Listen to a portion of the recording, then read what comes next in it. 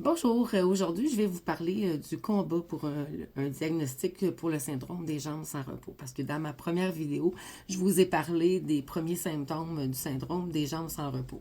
Mais aujourd'hui, je veux vous raconter le long chemin que j'ai dû parcourir pour avoir un diagnostic. Parce que, croyez-moi, ça n'a pas été aussi simple que ça. En fait, pendant des années, j'ai été voir des médecins, des spécialistes, j'étais allée à l'urgence, mais à chaque fois, j'avais des réponses qui étaient vagues. Ou je me faisais je faisais en sorte, quand je trouve la situation faisait en sorte que moi, je pensais que c'était dans ma tête, parce que puis c'est ça qu'on me disait que c'était dans ma tête. Je me suis même fait dire que j'étais anxieuse, que j'étais sensible, que je somatisais la situation. Donc, somatiser, en fait, c'est pour faire une histoire courte parce que c'est un mot de médecine, là, mais c'est d'avoir de la douleur physique qui était causée par du psychologique. OK? Donc, ensuite de tout ça, ben, tu sais, moi, là, par rapport à tout ça, ben, tu sais, j'étais un peu dépourvue dans l'inconfort de tout ça parce que moi, j'avais de l'agitation, j'avais de l'inconfort, puis j'avais beau crier, en fait, mon corps me criait quelque chose, puis en fait, le système de la santé, lui, il arrivait, comme on dirait, pas à me croire de ce qui m'arrivait, tu sais, parce que te faire dire que tu somatises la situation, que ton problème mental fait en sorte, pour eux, tu as un problème psychologique qui va faire en sorte que physiquement, tu vas te créer des douleurs parce que ça arrive, des choses comme ça. Mais c'est difficile parce que là, tu sais plus te garrocher, tu sais. Puis, tu sais, suite à ça, ben, tu sais, tu as le droit à plusieurs sortes de traitements, mais qui est jamais adapté ou qui est pas ciblé parce que les gens, ils comprennent pas ce que tu as, en fait, tout simplement. Puis, à un moment donné, j'ai même moi-même douté de moi, puis je me disais, hey, je suis folle, j'exagère-tu vraiment? Tu sais, mais au fond de moi, en fait, là, je savais qu'il y avait quelque chose qui allait pas. Puis j'ai continué à chercher, j'ai continué à pousser vis-à-vis ça. Ça m'a pris des années de recherche personnelle, en fait, là, puis des rencontres, c'est pas des rencontres, mais de rencontrer plutôt des choses que je lisais par hasard sur les médias sociaux, tu sais, que j'arrivais à trouver. Je tapais syndrome des jambes sans repos, mais encore là, c'était très vague. Là, j'arrivais pas à trouver beaucoup de choses. Fait que, à force de faire des lectures, puis de persévérer, donc beaucoup de persévérance, puis ben, un jour, je suis arrivée à quelqu'un qui m'a parlé de ce trouble-là, du syndrome des jambes sans repos.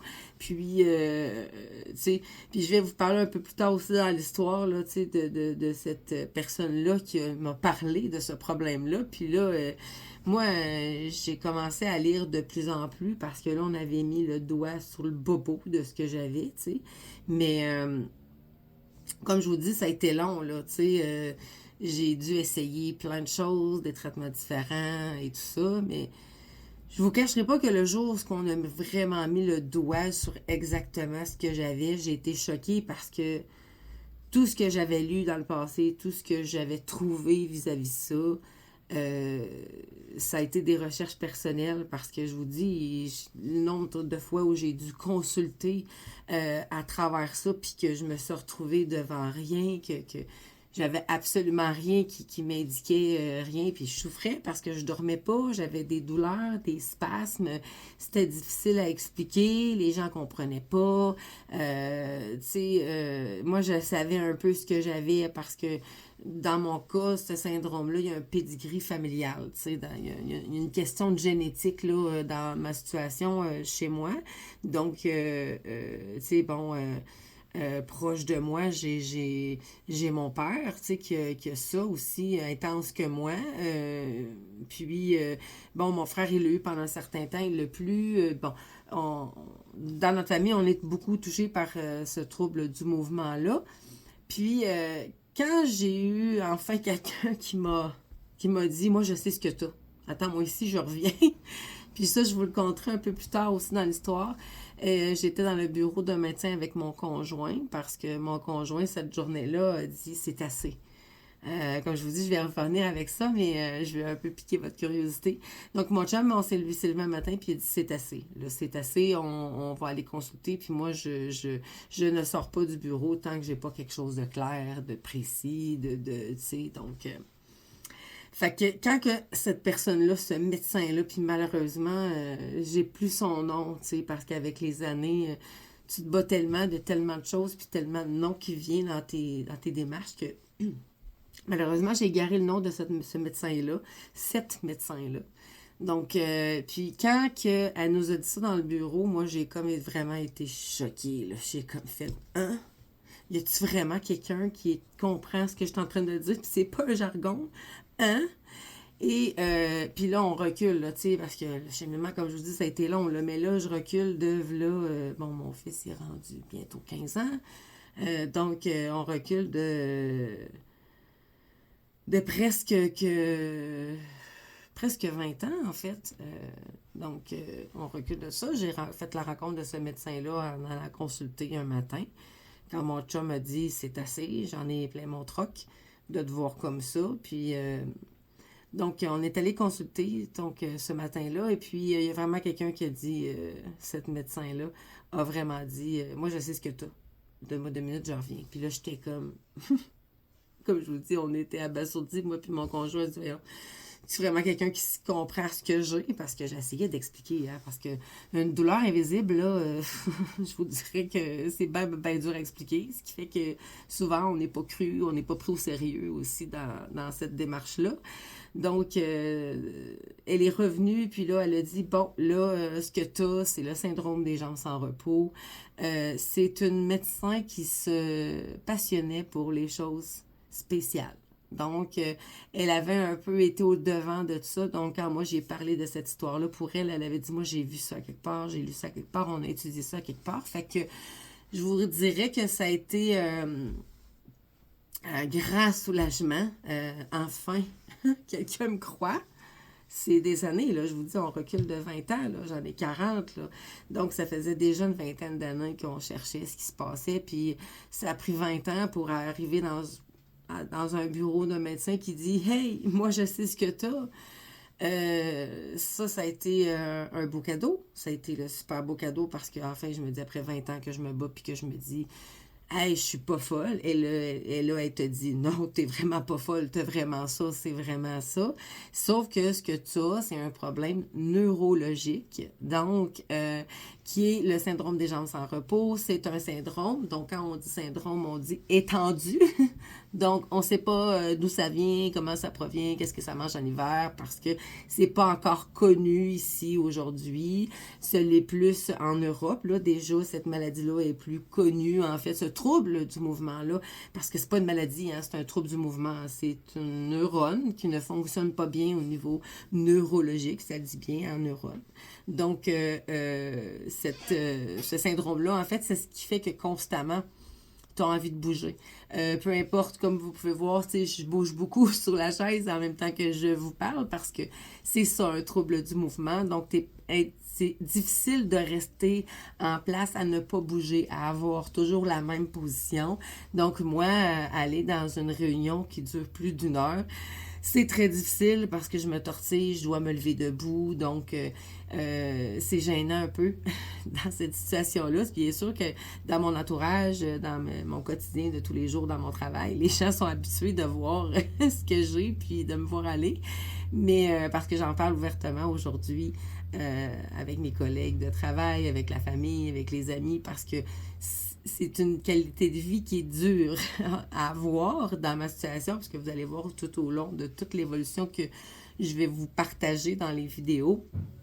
Bien sûr, par rapport à tout ce que je vis vis-à-vis de ça, parce que aujourd'hui, j'en ris. Aujourd'hui, j'essaie de le voir de façon différente. J'essaie de le voir plus positivement parce que aujourd'hui, je suis rendue dans une autre étape que je vais vous parler plus tard dans mon histoire, mais c'est, comme je vous dis, c'est 40 ans c'est presque 40 ans parce que à mon dernier souvenir, c'était quand j'avais 4 ou 5, pas 4 ou 5 ans, mais 5 ou 6 ans, où j'allais voir ma mère, comme je vous disais dans mon autre vidéo, parce que j'avais des douleurs au niveau des jambes et tout ça. Puis, moi, parce que, bon, faire une histoire courte, ce diagnostic-là est venu, j'étais dans la vingtaine. Donc, ensuite, vient le moment où ce que tu dois prendre une décision. Est-ce que je veux avoir un enfant parce que tu dis tu as peur que ton enfant vive cette maladie-là? Bref, ça a amené beaucoup de questionnements à l'âge où j'avais aussi. Donc, c'est comme plein de choses qu'il y a au questionnement que tu vas te poser avec le diagnostic de ce que tu as. Mais c'est ça. Donc, tu sais, tu t'attends pas à ce que après toutes ces années-là de battage, je veux dire comme ça, de s'avoir battu, d'avoir tenu son bout sur ce qu'on avait, puis parce que je suis convaincue que je suis pas la seule à avoir de la difficulté à expliquer c'est quoi la douleur qu'on a. De la douleur, ça s'explique pas bien en paroles. On le vit, on le sent, on le vibe. Mais de l'expliquer en mots, non. Parce que le monde dit, OK, t'as des douleurs. Non, des espaces, oui. Les espaces sont douloureux, oui, non. C'est un inconfort, c'est profond, c'est bizarre, tu sais, fait que ça fait des qualités de vie qui sont poches parce que tu peux pas aller souper au restaurant parce que tu sais que tu vas avoir les jambes qui vont vouloir te partir pendant la soirée, les bras. C'est bien gestuel, beaucoup dans la vie, donc ça l'aide énormément, mais bref, toute cette histoire-là pour vous amener à dire que le diagnostic a pris au total... j'ai eu des bouts de diagnostic... donc, avec les péripéties qui m'est arrivé là, suite à ce trouble de mouvement-là, j'ai dû consulter un neurologue aussi. J'ai fait des essais, des erreurs au niveau de la médication. Ça a été des épreuves assez difficiles parce que, tu sais, quand la médication ne fonctionne pas, parce qu'on pense que ce que tu as, c'est de la douleur chronique. Donc, on essaie de le traiter comme étant une douleur chronique, puis c'est pas ça. Donc, la médication amène d'autres médications, d'autres problèmes, des tocs, ça aussi. Donc, ça a eu son lot de problèmes, puis de bons, parce que, tu sais, avoir le diagnostic, c'est bien beau, vivre avec, c'est autre chose, mais ça va au-delà de ça, en fait. Puis, c'est... Tu sais, en vérité, cette maladie-là, en fait, est pas encore bien connue, bien vue, bien éduqué, il n'y a pas de données sur cette maladie-là dans la vie, tu sais, c'est ça qui est plate, il n'y a pas beaucoup de données, mais je vous dirais qu'en gros, grosso modo, cette maladie-là, on a constaté ces maladies-là depuis 1672 environ. C'est Willis, faudrait que je retrouve le nom, là, parce que par cœur, je ne l'ai pas, mais c'est la maladie de Willis quelque chose. Donc, c'est le médecin, en fait, qui a découvert ce trouble du mouvement-là. Donc, ça fait longtemps là, qu'on a constaté des choses, puis qu'il y a eu des trucs là-dessus, mais ça n'a jamais vraiment été étudié. Il n'y a jamais vraiment eu de données spécifiques. Donc, c'est nouveau que ça se fait, là, en fait. Puis, parce que, tu sais, oui, j'ai eu le diagnostic verbal et tout ça, mais, tu sais, on n'avait jamais été poussé les examens vraiment là-dessus. Donc, ce qui fait que au bout du compte, finalement, le diagnostic, il est là. Ils vont essayer de t'aider à soulager la souffrance ou une partie de la souffrance, mais en réalité, comme je vous dis, c'est beaucoup plus complexe que ça. Tu sais, le syndrome des jambes sans repos, ben, c'est pas juste j'ai une douleur au niveau des jambes, j'ai un spasme, c'est tout le corps en même temps, hein, tu sais, qui vit ces choses-là, puis que c'est pas facile non plus de vivre avec ça, puis physiquement comme mentalement, je vous dirais, parce que ça fait que les douleurs du corps, ben, c'est pas facile parce qu'il s'arrête jamais. C'est pour ça que je vous dis ça affecte tout le corps. Ça, en tout temps, ça s'arrête jamais. Là, c'est ça le syndrome des jambes sans repos. Ça le dit, c'est sans repos. Donc, Ça fait que physiquement, ton corps il est tout le temps en alerte, tu sais, il est tout le temps en douleur, qui peuvent être là, qui peuvent arriver un peu n'importe quand, que ça peut être aigu, comme ça peut être plus doux, ça peut être des jambes qui vont brûler, ça peut être qui deviennent insensibles, qui deviennent rouges, que ça pique, au contraire, ou que quand tu bouges, tu sais, c'est là le moment où ce que tu te sens bien, parce que lorsque t'es comme lorsque tu es en arrêt, en fait, lorsqu'on arrête complètement puis qu'on bouge pas, puis c'est surtout quand on va tomber dans un moment comme celui-ci, que là, c'est le moment de fatigue, tu sais, le moment où ce que tu veux te reposer ou que tu dis, ah, une petite sieste de 15 minutes, ça va faire du bien. Puis là, tu pars. Mais quand tu pars comme ça, c'est le seul petit flash moment, puis là, je dis flash moment, qui va faire que tu vas avoir pris 2 secondes de te reposer, parce que comme ça te donne une envie incontrôlable de bouger puis de sans cesse, parce que c'est ça que ça fait, le syndrome des jambes sans repos, tout ce qui est neurologique, en fait, la switch qui va mettre ton cerveau à off au niveau de ta neurone, tu sais, qui va dire à ton corps relax, ben, moi, cette neurone-là, elle fonctionne pas. Donc, elle est tout le temps à on, non-stop, dans le tapis. Fait que les nuits sont pas toujours faciles, parce que ça se passe plus souvent au niveau de la nuit. En fait, moi, dans les moments où ça m'arrive, c'est le soir puis la nuit. Le jour, je suis plus réveillée, moins fatiguée, donc je travaille, mais ça fait que j'ai des nuits qui sont courtes, puis, tu sais, je suis toujours en quête de position idéale pour essayer de soulager le bien, tu sais, fait que ça soit le bras dans les airs, tourner les poignets comme ça, les jambes.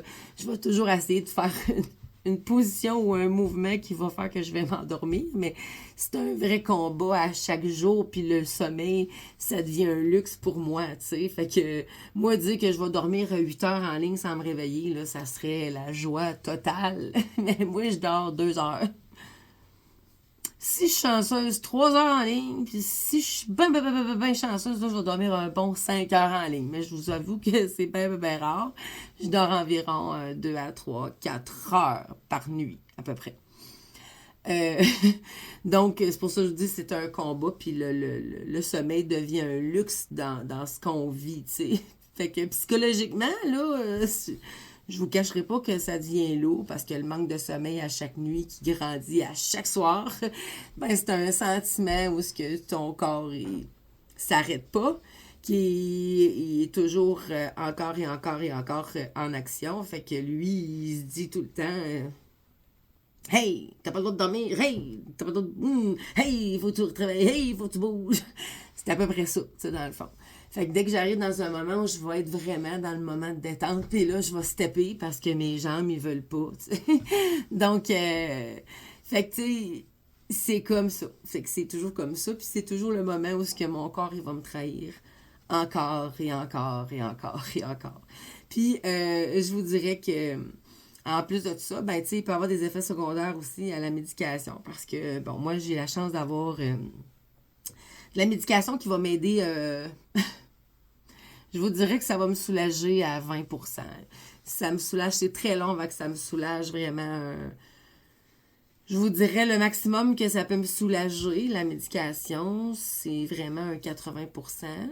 Mais ça va affecter quand même, tu sais, ça durera pas 8 heures de temps, puis ça va être long avant que ça embarque, tu sais. C'est-à-dire que, tu sais, c'est pour ça que je vous dis, hein, tu sais, c'est bien beau le diagnostic, mais tu sais, il faut que tu apprennes à vivre avec. Puis, tu sais, prendre à vivre avec, c'est complètement d'autre chose, parce que c'est le quotidien de ta vie à tous les jours. Finalement, il faut que tu combattes plein de choses. La fatigue, la nausée, parce que tu n'as pas bien dormi. Donc, ça te cause des carences. Donc, j'ai des carences en B12, des carences en fer, des carences, tu sais. Puis, dans ma situation, on va dire, oui, mais le fer va aider. Non, écoutez, moi, dans mon cas, ça n'a rien fait. Il y a plein d'affaires que j'ai essayé. Je vous dis des essais, des erreurs. Il y a beaucoup de médications que j'ai essayées. À travers ça, la médication qu'on a essayée, il y a eu 2 médicaments avec lesquels qui étaient... c'était l'enfer, je vous dirais. Ça a été l'enfer parce que je n'étais dangereuse. premièrement, comme on a un manque de sommeil déjà d'avance, fait que là, tu sais, on voulait faire un essai avec un médicament pour la douleur chronique, justement. Donc, puis, puis c'est ça. Fait que là, on a fait l'essai avec ça, on a diminué l'autre médication, on allait avec ça, finalement, ça allait super bien. Là, à un moment donné, pas pantoute. Et à un moment donné, j'ai commencé à avoir des tocs. Des tocs, là, que je ramenais du travail à la maison. Les tocs, c'était, je faisais des dépenses compulsives. J'avais des achats qui rentraient pratiquement à tous les jours. Pas pratiquement, à tous les jours. Hey, mon chum a cité, là. Parce que là, il disait, ça n'a pas de bon sens, là. Tu fais des achats, puis, tu sais, là-dedans, tu fais des cossins, des affaires qui n'avaient même pas rapport, juste parce que j'avais besoin d'acheter. C'était comme une compulsion. Fait que là, on a comme arrêté ce médicament-là. On en a pris un autre. Fait que là, rencontre le neurologue, essaie de sevrer avec la première médication que je prends. Dans ce cas-ci, qui était en fait, j'ose pas trop dire le nom de médicament, mais bref, je prenais une sorte de médicament. Donc, au prime abord, que aussi les gens qui sont atteints du Parkinson peuvent prendre pour aider à arrêter le mouvement, parce que, vous savez, le Parkinson, c'est un trouble aussi du mouvement qui... Notre corps, il shake, là, dans le fond, il a besoin de bouger, fait qu'il est constamment en permanence... je sais pas comment vous dire ça, mais en permanence utilisé. Donc, moi, dans mon cas, j'ai des spasmes et des douleurs si j'arrête de bouger. Donc, si mon corps est trop relax, s'il bouge trop, ben là, c'est là que je vais avoir des spasmes, des douleurs et tout ça. Puis, donc, bon, suite à ça, tu essaies un médicament, un autre qui fonctionne pas, un autre que tu vires complètement... je vais dire ça de même, là, parce que, tu sais, il faut en rire un peu, mais complètement zinzin, là, je suis venue écouter troubles de comportement, attitude à côté, j'arrivais pas à comprendre, j'avais un côté cognitif complètement déconnecté à ce moment-là, ça allait pas bien, je dormais pas, je faisais de l'insomnie sévère, je dormais 1 heure par nuit environ, j'allais travailler, je faisais ma journée, je revenais chez nous, j'essayais de me reposer, dès que je me reposais, ça me venait, donc cette médication-là a fait vraiment virer bout pour bout. Il a fallu que j'arrête de travailler. Il a fallu que mentalement, je me remette sur pied parce que, tu sais, vous savez que tout l'impact que ça a, je dis maladie, mais ce trouble-là du mouvement, donc ça amène des frustrations, hein? Donc, t'as plus de concentration, tu vis de la colère, tu te souviens pas de la 3/4 des affaires. Déjà que j'ai un TDA, fait qu'imaginez en plus si j'avais la fatigue avec ça. Des fois, on me disait quelque chose, j'étais là, hein? Ah oui, tu me dis ça? Ah non, je m'en souviens pas. Donc, j'avais des crises de colère, j'avais... tu sais, c'était pas facile, là. Tu sais, je pourrais vous compter encore très, très long là-dessus, tu sais, mais en gros, la frustration que j'avais, tu sais, puis tu sais, de te battre à vouloir chercher des solutions aussi, tu sais, pour essayer d'avancer, essayer de vivre avec ça, parce que là, tu sais, au début, tu dis, ah, je suis content, j'ai eu le diagnostic, il est sûr, enfin, la vie est faite, c'est sauvé, on n'en parle plus. La médication va faire son cours. Non! Dans mon cas, ça fait une vingtaine d'années que je prends la même médication, mais qui est plus. Donc, dans ma situation, je dois prendre des doses assez élevées de médication. Donc, ça n'atteint pas mon mental, là. C'est vraiment juste pour aider à avoir la clé le plus possible, la clé de fonctionner le plus en étant le plus fonctionnel possible, en fait, en voulant dormir, en n'ayant pas ces spasmes-là, parce que moi, je les ai 24 heures sur 24, moins intenses par moment dans ma journée, mais moi, j'ai ces spasmes-là, puis c'est comme genre d'inconfort profond, parce que c'est vraiment un inconfort qui est complètement profonde, donc qui m'amène à bouger. Je vous dis, des fois, là, je me tords comme ça, là, puis je me serre les mains, là, t'sais, parce que j'ai mal, tu sais, j'ai mal. Là, je dis que j'ai mal, mais c'est comme je dis, c'est un inconfort, tout ça, tu sais. Puis, ben, malgré tout ça, à travers ça, ben, il faut continuer, hein, il faut pas se laisser abattre, il faut pas se définir que, ben, en fait, il faut pas dire que la douleur va nous définir ou nous contrôler, tu sais, à travers ça, fait que c'est d'autres étapes qui sont encore plus difficiles d'avancer à travers ça aussi, tu sais, c'est ton corps aussi qui va pas bien, tu sais. Puis comme je vous dis, tu sais, à un moment donné, on sait plus quoi faire, hein, notre corps, on se dit, est-ce que j'écoute mon corps? Est-ce que j'écoute, je sais qu'il y a quelque chose qui va pas? Est-ce que, parce que, tu sais, à tous les jours, c'est pas facile de lutter contre ça, hein, tu sais. Puis tu veux juste traverser tes prochaines journées du mieux possible, et puis en ayant le plus possible que ça soit pas similaire, mais tu sais, les journées se ressemblent à tous les jours, donc c'est un éternel recommencement de situation vis-à-vis certaines choses, vis-à-vis l'impact que ça a aussi dans notre vie, tu sais, le mental aussi, tu sais. Donc, ça fait beaucoup de choses, puis mais tu sais, vous allez voir au courant des vidéos un peu plus l'histoire en profondeur aussi. Puis tu sais, dans ma prochaine vidéo, ce que j'aimerais vous parler aussi, c'est dans le fond de l'impact du syndrome des jambes sans repos sur la santé mentale, sur l'entourage amical, sur la vie familiale, puis tu sais, comment on gère notre anxiété aussi vis-à-vis ça, puis la dépression parce que ça vient souvent avec ça, puis tu sais, on a souvent peur de dire ces choses-là, mais ils font partie de ce trouble du mouvement, malheureusement, parce que le fait de manquer de sommeil, bien sûr, ça amène notre cerveau à manquer d'un certain équilibre. Donc, il faut aller chercher un équilibre qui est différent aussi à travers ça. Donc, j'espère que ça vous a plu et instruit un peu. Tu sais, ou comme je vous ai déjà dit dans la vidéo précédente, je suis convaincue qu'il y a des gens qui vivent les mêmes choses que moi.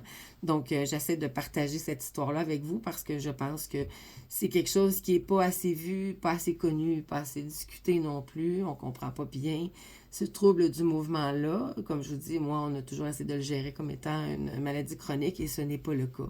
C'est pas une maladie chronique, c'est un trouble du mouvement qui amène un inconfort assez profond dans mon cas parce que moi, dans mon cas, j'ai été diagnostiquée sévère. Donc, je suis allée en clinique du sommeil. On a me branché partout sur le corps. Je vous mettrai des photos là, ou une petite vidéo de cette étape-là de ma vie. Mais c'est, comme je vous dis, ça a été une évolution de 20 ans à travailler, à continuer, à pousser fort et tout ça. Puis ce qui m'amène aussi à dire que la qualité que je vous dirais que j'ai chez moi qui me permet d'avancer, c'est d'avoir la qualité de dire que je vais aller au-delà de ce que je crois qui est le mieux pour moi, croire en mes convictions, je vais continuer à me battre parce que ça n'a pas été facile si vous saviez comment j'ai pu pleurer dans mon coin, comment j'ai pu me sentir toute seule dans cette souffrance-là, et parce que je souffrais en silence de cet inconfort du trouble du mouvement. Donc, comme c'est pas beaucoup connu, il n'y a pas beaucoup de choses qui sont enregistrées au niveau de statistiques par rapport à tout ça. Ça aussi, c'est quelque chose que je vous parlerai un peu plus tard, là, en fait, de comment j'ai pu me rendre où ce que je me suis rendue aujourd'hui, mais c'est, comme je vous dis, c'était un long processus parce que le diagnostic, je l'ai eu il y a 20 ans.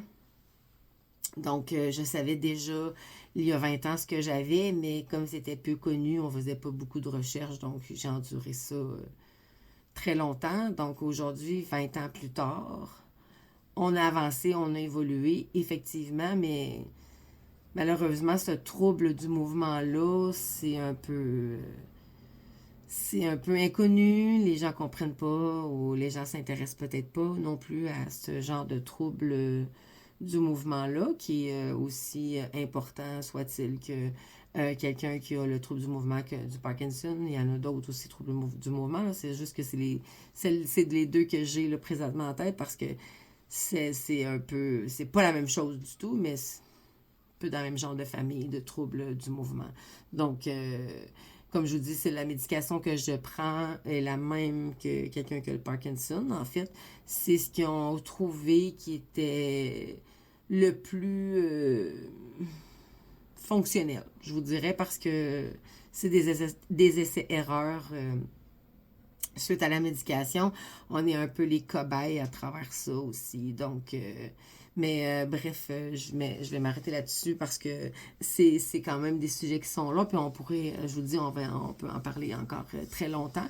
Mais comme je vous dis, dans la prochaine vidéo, je vais vous parler de la vie, en fait, à vivre avec le syndrome des jambes sans repos, puis l'impact que ça a sur les relations qu'on a avec en fait, nos amis, notre entourage au travail, l'impact des relations aussi, de couple, puis dans le fond, dans la vie familiale aussi, qu'est-ce que ça apporte là aussi de moins le fun, mais de beau aussi en même temps, parce que vous allez voir que tout au long de mon histoire, qui va être par petits bouts, qui va revenir sur certains points, bien sûr, parce que c'est moi d'être comme ça, de sauter un peu du coq à l'âne, mais en fait, ça vous fait revivre un peu certaines situations, mais je pense que dans mon histoire, comme je vous dis, dans mon autre petite capsule vidéo, ben, je vous expliquais que je suis convaincue que je ne suis pas la seule à vivre ça, puis peut-être que vous ne savez pas ou que à chaque fois que vous avez parlé de ça, qu'on vous croyait pas ou que vous saviez pas trop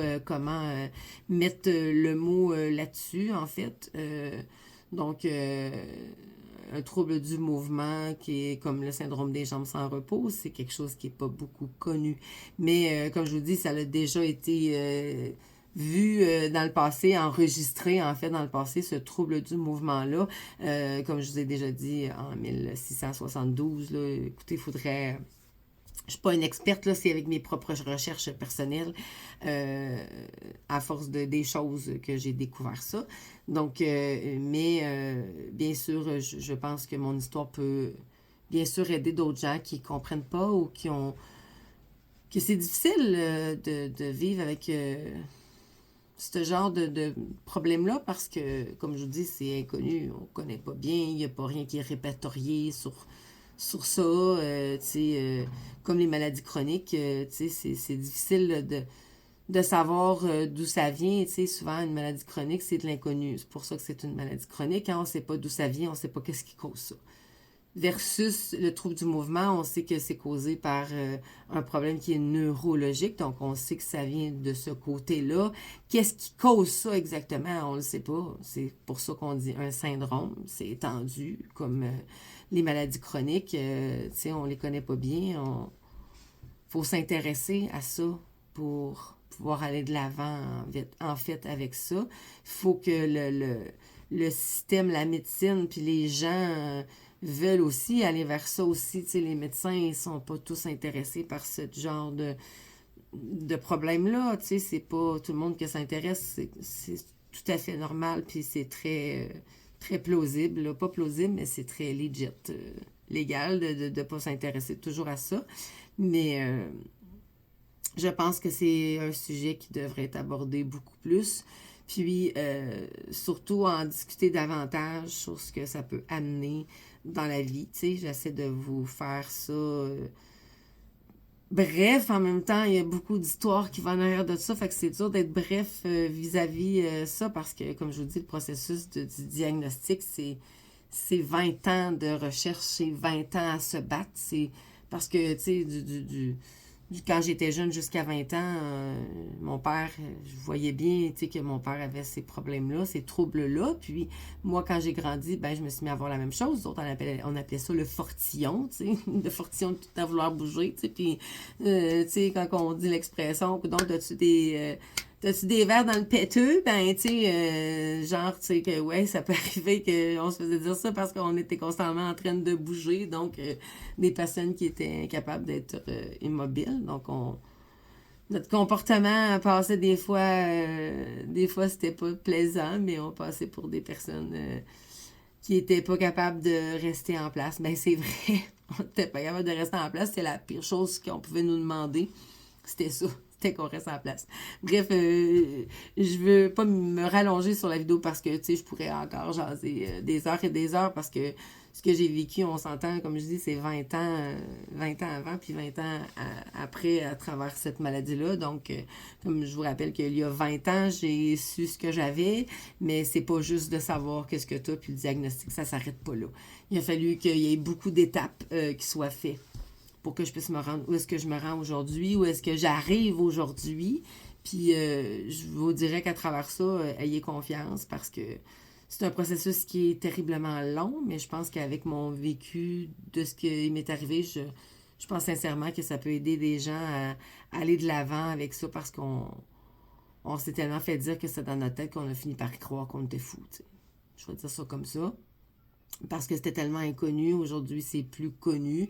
Moi, j'ai eu la chance de tomber sur une personne qui s'intéressait à ce trouble du mouvement-là, puis qui a pu m'aider. Donc, il y a 20 ans. Donc, il m'a donné un coup de main à aller de l'avant avec ça, puis comprendre ce que j'avais, mais c'est pas juste j'ai su ce que j'avais, puis ça s'arrêtait là. C'est un processus beaucoup plus long que ça.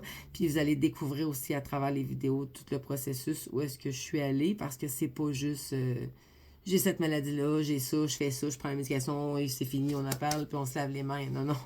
J'ai des troubles à 24 heures sur 24. Donc, ça a amené beaucoup de choses. Alors, merci d'avoir été là puis d'avoir écouté cette vidéo-là qui, des fois, peut vous sembler un peu drôle, farfelu ou peu importe. On saute du coq à l'âne des fois pour certaines choses. J'espère que je ne serai pas trop difficile à suivre parce que ça m'arrive quand on me connaît bien, ça va, mais quand on me connaît pas bien, oui, ça m'arrive de sauter un peu du coq à l'âne, mais je pense que le but premier dans ma vidéo est là. Le principe de ce que je veux vous transmettre est là. Donc, je vous souhaite une excellente journée, soirée ou fin de semaine, tout dépendant à quel moment vous écoutez la vidéo. Bonne soirée tout le monde. Merci d'avoir été à l'écoute. Puis, si mon histoire vous a touché ou que vous connaissez quelqu'un qui pourrait vivre ce genre d'histoire-là, puis qui est un peu dans le néant de savoir quoi faire ou de s'enligner, bien, je vous invite à partager ma vidéo parce que je pense qu'elle mérite d'être partagée avec d'autres gens à qui ça pourrait aider ou du moins allumer sur des choses qu'ils ont essayé de mettre en mots puis qu'ils n'étaient pas capables. Donc, à la prochaine!